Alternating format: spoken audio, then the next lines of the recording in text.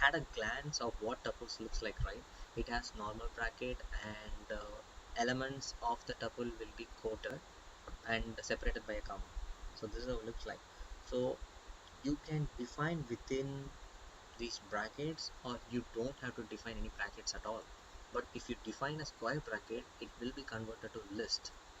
So let's see what these two types are, whether I'm correct or wrong. Let's see.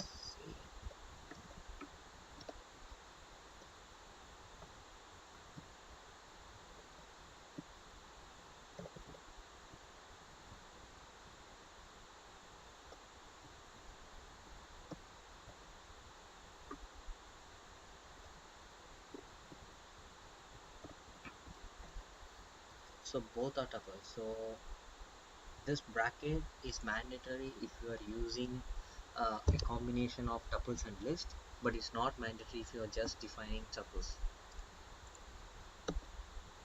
Uh, so you can use different data types. That's what it means. I can use a string, I can use a float, I can use an integer, and I can define within a single tuple. You might be familiar with the structure in C++, right, or C. So you can use different data types within that data type called structure. So it is somewhat similar to that. Tuples and lists, yeah, like I said, you can use both addition and multiplication operation. So multiplication is basically like if I put 3 star tuple, the tuple element will be replicated 3 times. You have seen the same in string also. So that you can do in list as well. The only difference is the list is mutable and tuples and strings are not. Let's take an example of this one and see what it does. So I'm adding these two. It is not an integer addition, even though they are integers. They will simply add as an element. Like I said, 10 star 56 will repeat 5 comma 6 10 times, like a string. Even the elements are integers. So I'm using here, what is this? Print. Okay, I can see that. Print members of tuple. So okay, okay, I got it. So I am defining a tuple element of apple 3 1.4 and tuple inside tuple. You can see it over here. So and I'm passing it to the def function which prints tuple elements. And so if I pass it over a for loop, always remember that if you are passing it something over a for loop, it will take each and every single element for the iteration. So let's see what I am trying to say here.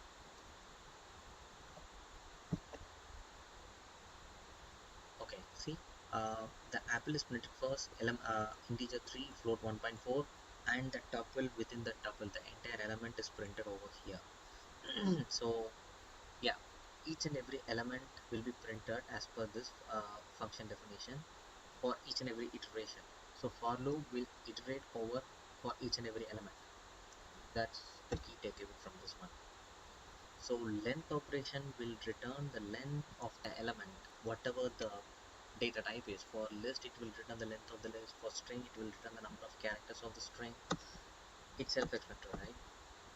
And this might be tricky, but it will be treated as only 4 elements, even though there is a tuple inside the tuple. So 1 2 3 and 4. So max, min and sum are self-explanatory. You can have a, if you have a numerical tuple, you can use these operations. So pretty self-explanatory.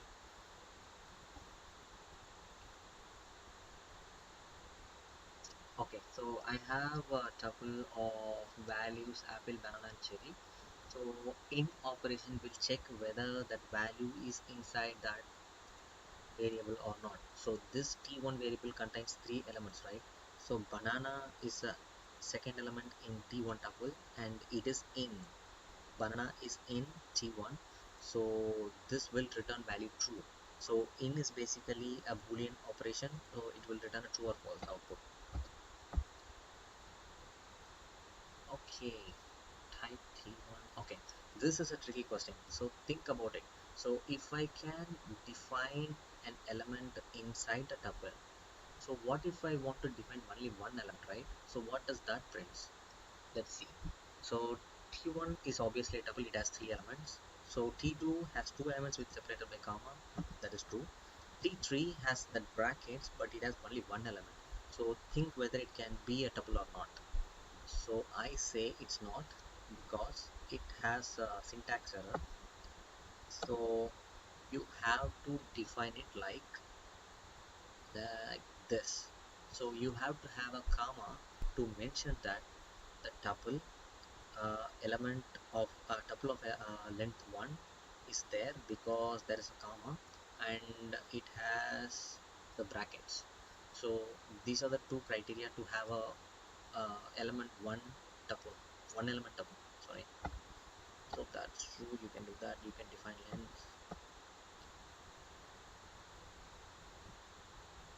Okay, so if you define like this, it means no, it's not a tuple.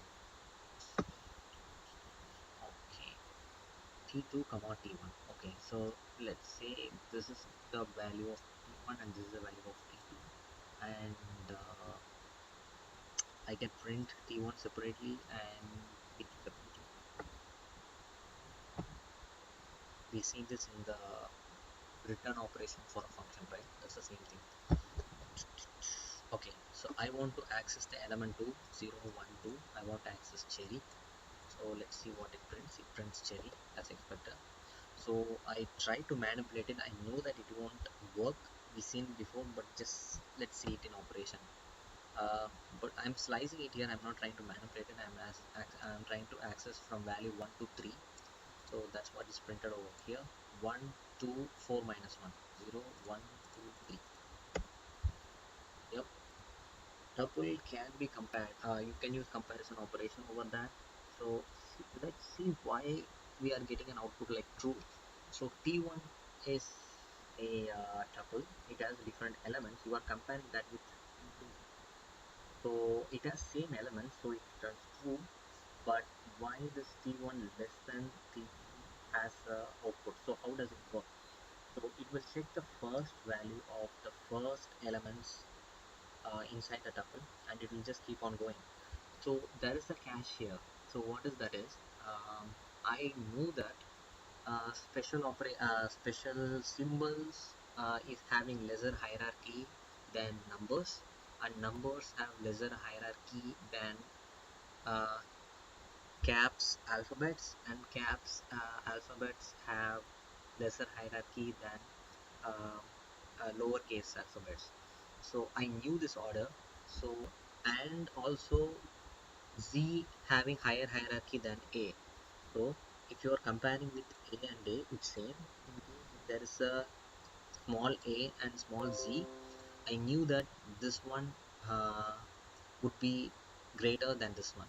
So this order might be confusing. You can simply Google it whether uppercase A is smaller than lowercase a. You can always Google it, but this is how the interpreter will interpret the program.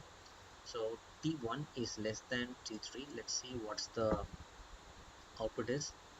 It's true because C is having higher hierarchy than B. That's the reason. So T1 is greater than 4. Let's see. I think so because there is a C over here. Oh, it's false. Okay. I don't know.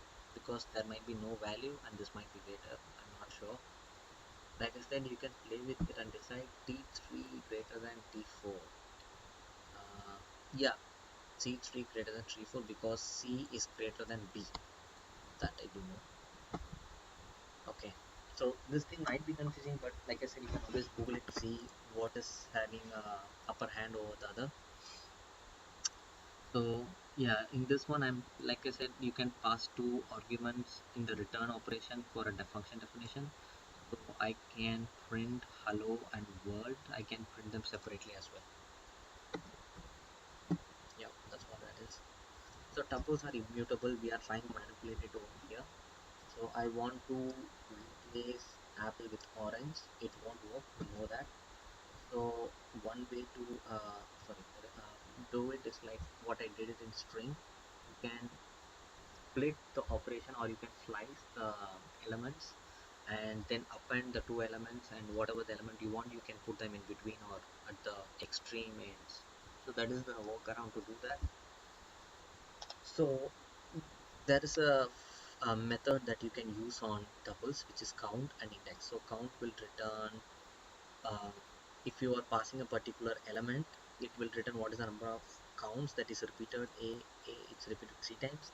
So I want to know the index of E. If there are two index, it will return the first of its appearance, so which is 0, 1, 2, 3, 4, which is 4. So if I want to index of A appears first index itself, so I won't consider these two. So this appearance will be treated as output. That's end of chapter 11. So I think we are good to complete chapter 12 if you have no objections.